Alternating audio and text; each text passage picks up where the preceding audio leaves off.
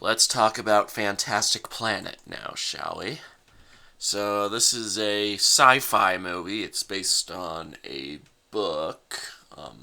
This French novel by Stephen Wool. So, yeah, it's a. And this is pretty much as sci fi as you can get. And it's very trippy. Um, so, yeah, I guess I'll get into the plot. It's about it's the distant future, and humans are now kind of I guess the world has been taken over by this alien race known as Drogs, and the humans are still alive, but they're like treated like animals, and yeah, they're called ohms. So the Drogs, you know, they do keep some ohms as pets, yeah,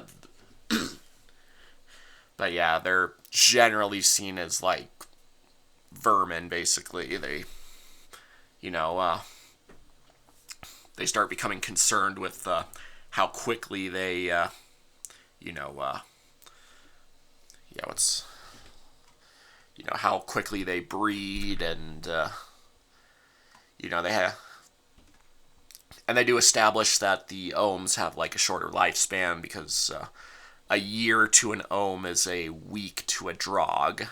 Um, so yeah, drogs age much more slowly than we do. Um, let's see. So yeah, our main character, like he starts out as a baby. His mom gets killed by some young child drogs who are, they're like, yeah, they basically messed around with her for fun. So it's kind of like what we humans, kind of like what human children do to like insects. I will admit, I've, I do have my childhood self does have a bit of an ant body count. Um, I did grow a little guilty after a while, so I stopped doing that. But yeah. Um, so yeah, the kids kill his mom, and then this other kid named Tiva, she takes him in as a pet, and yeah, her father is apparently a high-ranking, kind of a high-ranking council member or something for the Drogs. So yeah, and yeah, Tiva keeps the young Ohm as a pet. She calls him Tear. Um, yeah, and basically his time spent with her is she kind of tortures him for a while, and dresses him up in some rather humiliating, almost suggestive outfits. Yeah, it's I guess it's kind of uncomfortable seeing this young kid getting dressed up in all these outfits. Um, so after a while, or yeah, over time, you like she has these lessons with this device that she puts over her head, and so yeah, it's kind of her school. But Tear learns to listen to the device, and he learns a few things on his own. Um, and then one day he just runs away with the device. Um, and then he comes across a savage tribe of ohms, and after a little persuasion, they take him in to the tribe, and they start using the device to learn, all the stuff that the drogs learn. Um, so and then there's this rival tribe that kind of gets mixed up with the drugs threaten to kill off the tribes, and yeah, once they send out all these gas pellet thingies, so yeah, they start killing them off, and so yeah, the two tribes have to join forces, and there's a bunch of casualties along the way, and yeah, basically the rest of the movie is just this big conflict against the drugs. Um, so yeah, that's I guess that's the basic rundown of the plot. But there is a lot of weird stuff along the way. So let's see. There's the method of meditation that the drugs have, like when they meditate, their bodies like kind of melt away and deform or something. It's yeah, very weird to look at. Um, I mean, obviously, I think that's the idea. Um, what else? There's all these weird, creatively designed monsters that attack the heroes here and there. There's this one winged beast that they manage to take down, and then they start drinking its blood, and yeah, that's definitely weird. Um, the Ohm tribes have some rather unique methods of procreation. Having sex. They have these unique little drugs that they take. Like, I forget, they drink something, and it's like some kind of substance, and then they glow, and then they head off and have sex, um, and then they have this unique method of dueling. Like, the main character has to fight to the death with one of them at one point, and they fight using these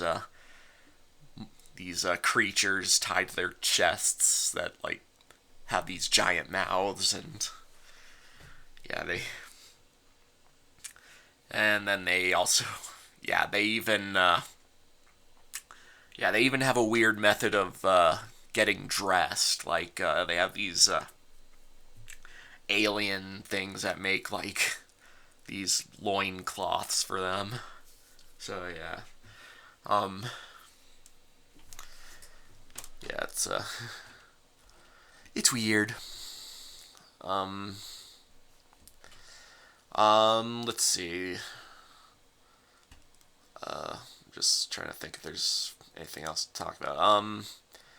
The animation is interesting. I can't say it's like great. Like, well, I think when it comes to like, well, I think the drawings are good. Like, you know, like it's got this very sketch drawing thing going on. Um, the backdrops are very interesting. They're very creative, very sci-fi ish. Um, and yeah, I think they do a good job like designing the characters and stuff. Mostly like the non-humans. Um, some of them wear some rather revealing outfits. Like a lot of the tribes are have like, or yeah, the female tribes have like breasts hanging out. You know, the rival tribe is led by this old lady, and you see her saggy breasts throughout the latter part of the movie. But yeah, yeah, some of them even go around naked. Um, and then yeah, the Drogs also have some rather revealing outfits. Like some of them just look like they got like goo splashed all over their naked bodies or something. Like yeah, it, like only covers half their bodies. And then others just literally have their breasts sticking out, like they got holes cut out in the chest of their, you know, uh, outfits. So yeah, It's weird. Um, but let me see. But yeah, the monsters all have these interesting designs. The animation, for the most part, is pretty stilted. Like, you'll see like a character run and it looks nice, but then you see like a close up of them talking, and it's just a still image of them standing there. Only their lips move, and it looks awkward, and they don't blink or anything. So yeah, it's awkward, but um, I don't know. It's still very interesting to look at, and it's not like you'll get too tired of it. I mean, the movie's like it's like an almost an hour and a quarter long. It's not very long. Um, uh, I mean, it's got some very creative visuals. Some of them get really bizarre. Like, yeah, I didn't bring up yet the way, yeah, the way that the drogs like connect with the like, I guess other aliens. Um, yeah, they like connect these giant statues. Yeah, I think it's probably better if you like saw the movie for yourself. I do recommend this for anyone who's interested, because um yeah, it's like, I wouldn't say it's perfect, but it's got like a very unique art style. Some creative visuals. The story works pretty well. It's straightforward. Um, there's just some weird stuff along the way. Um, let's see. Uh,